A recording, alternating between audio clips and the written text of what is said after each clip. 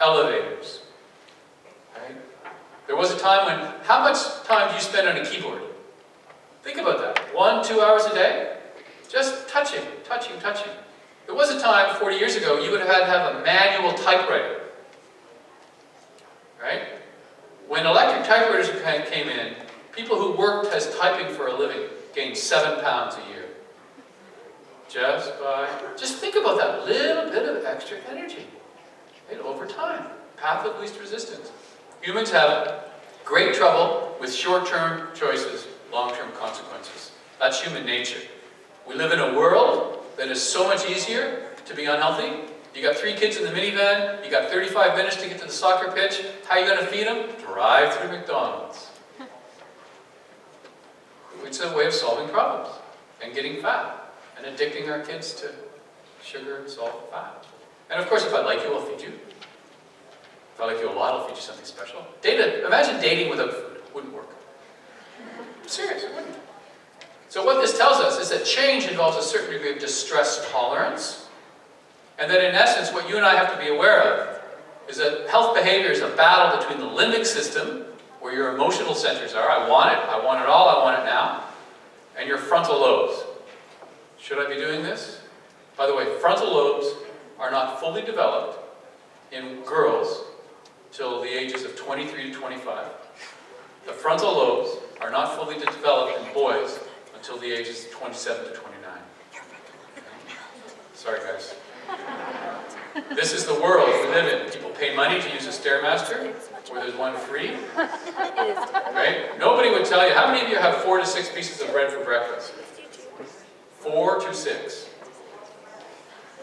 No, you're lying. How many have a bagel? The average bagel is 4 to 6 pieces of bread. Sorry, that's the world we live in. So next time you think, oh, I just had a bagel. No, you had 4 or 5 or 6 pieces of bread. Okay? So let's talk about the skills quickly. So the relationship skills involve us having to shift. And this is a great time for you to have this point made.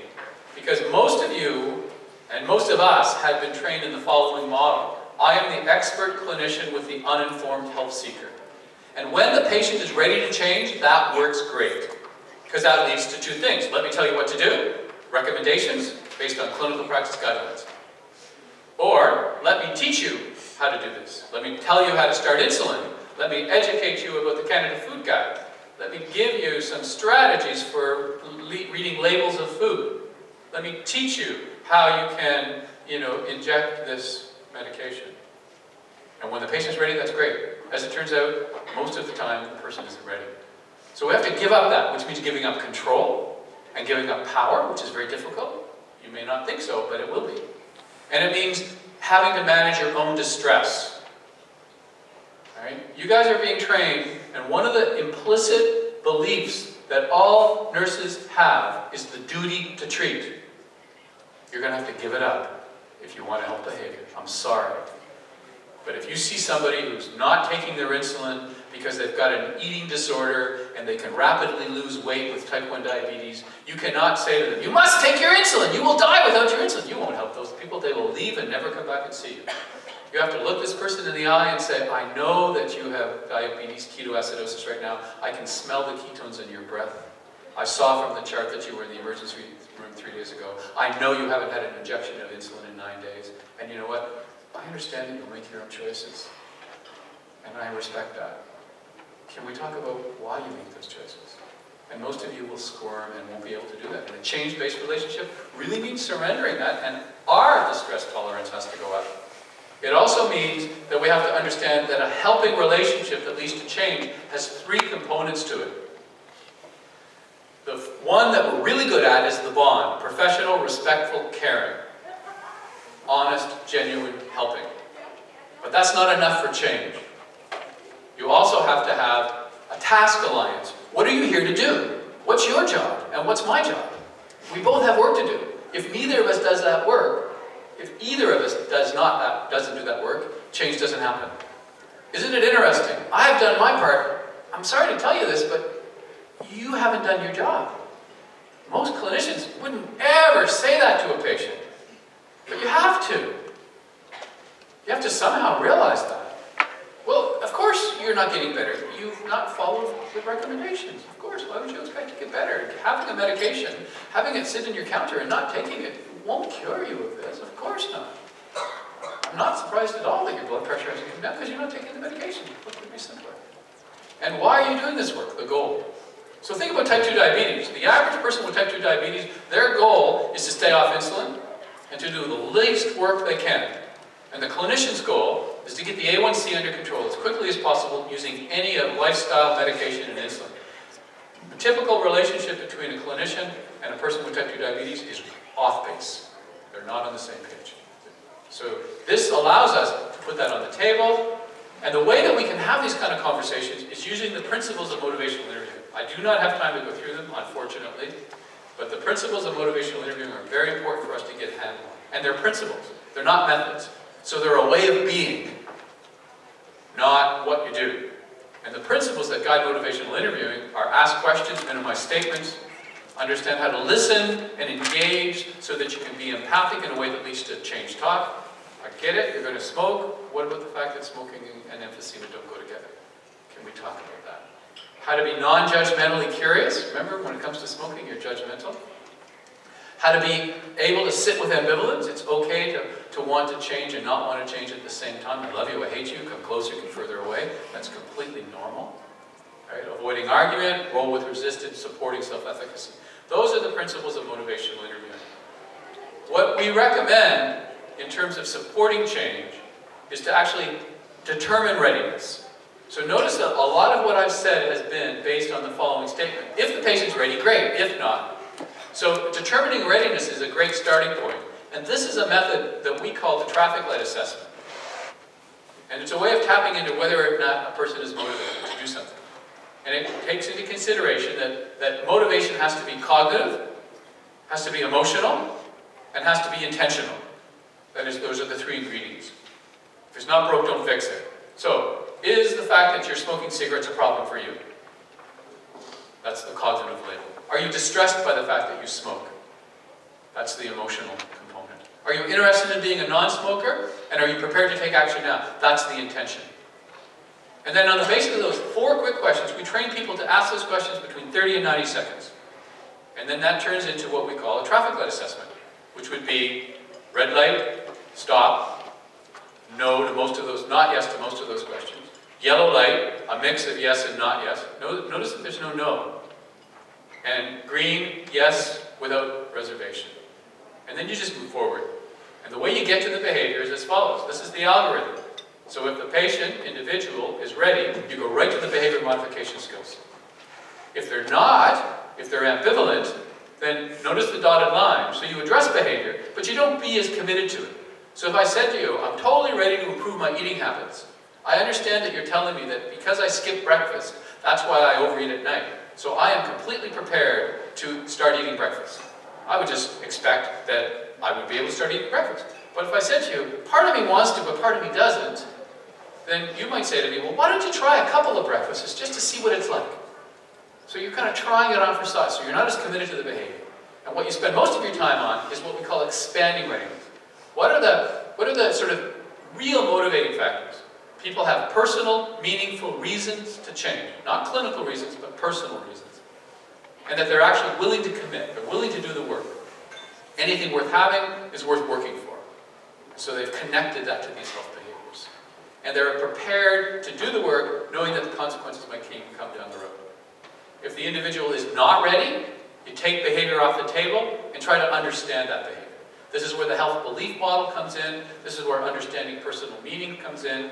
And additional constructs that we focus on are called decisional balance, the advantages and disadvantages to each choice, helping people tip the balance towards change, drawing on and promoting self-efficacy, and then understanding barriers and temptations. Push my button, sorry. Modifying behavior, I'm in the last few minutes. Modifying behavior involves 4 steps. And this one is really important. Right? We live in a culture that is very unhealthy. And there are 2 implicit beliefs in this culture that we have to tackle.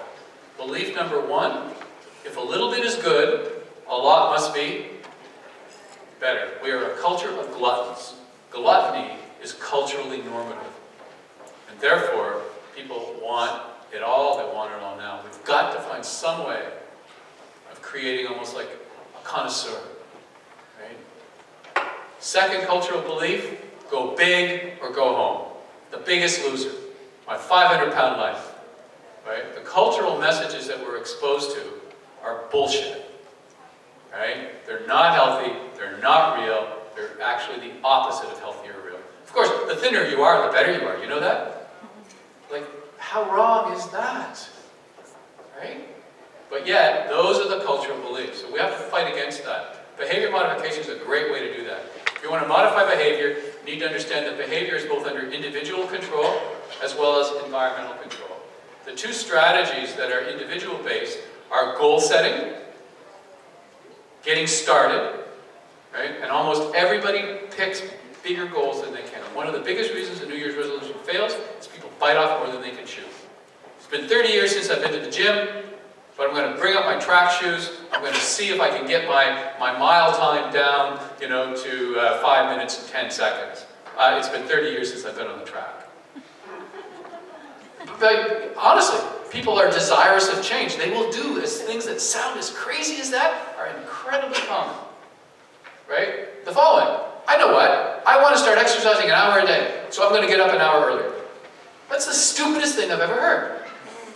How can you exercise for 60 minutes if you get up 60 minutes earlier? Honestly, you mean you wake up and you're immediately exercising? They don't even do the math. Right? If you get up 60 minutes earlier, how much time can you exercise? Maybe 40, maybe 35. So people are so unrealistic when it comes to setting goals. Because what they're really doing is hoping. What they're really doing is wishing. What they're really doing is fantasizing. And of course, our culture completely reinforces that, because those are the stories that we're told in our movies. The second behavior modification strategy is called behavior shaping.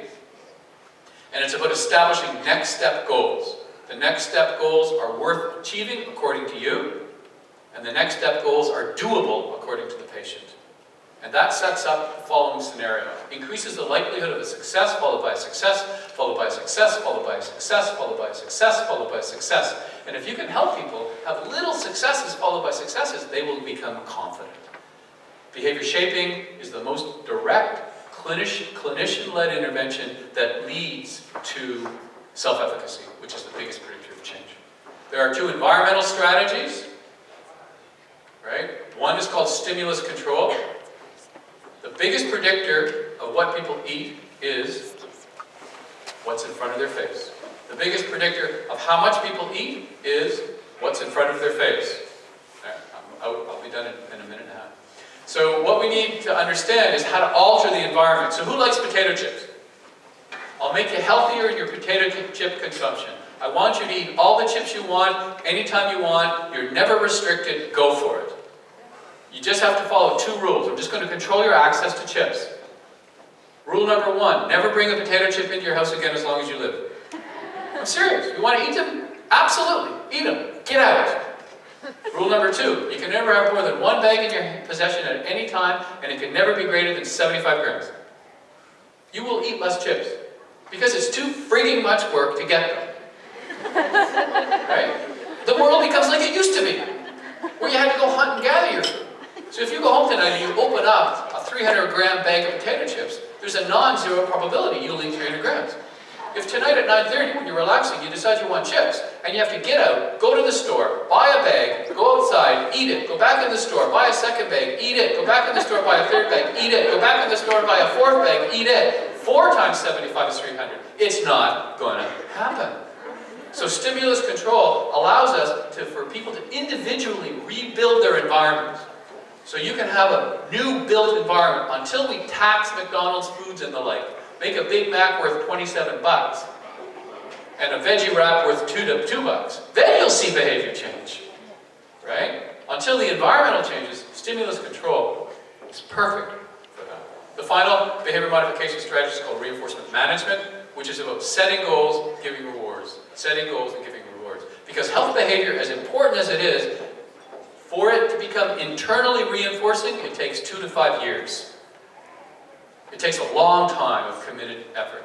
And reinforcement management is a great way of spending that time. So my last slide is about supporting behavior change once it's made. And this is really about more of the psychosocial issues, the more emotion-based issues. Self-esteem, self-efficacy, stress, and social contact. And what your role can be here is not psychotherapy, but simply identify, educate, recommend, and support.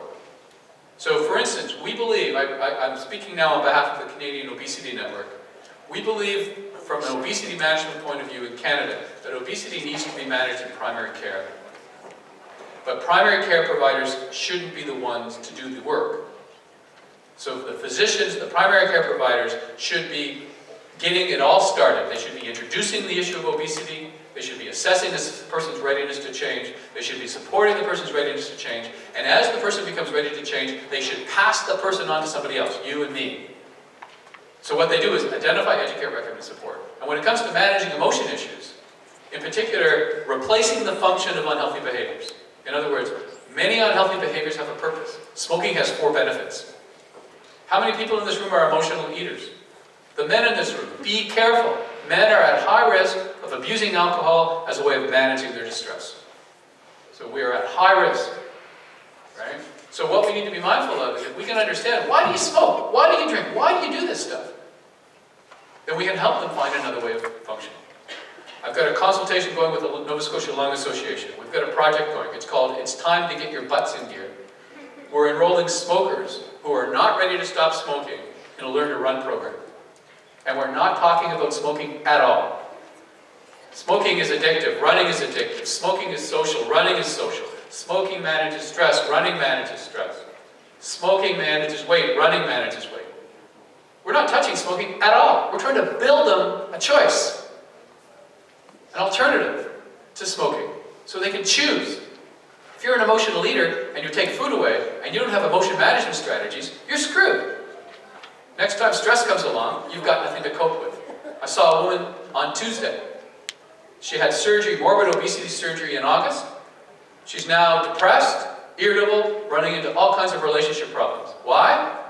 Because nobody helped her deal with emotional eating. And now that was her primary way of coping.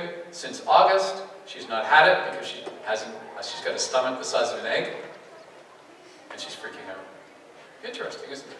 So we can prepare for that. Final comment is around stress management. As stress goes up, self-care goes down. That's that sort of dominant survival mechanism.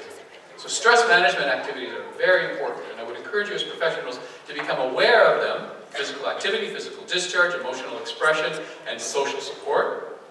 And identify, educate, recommend, and support. All right, I apologize for taking a couple of extra minutes, but I'm done. So hopefully this has been helpful.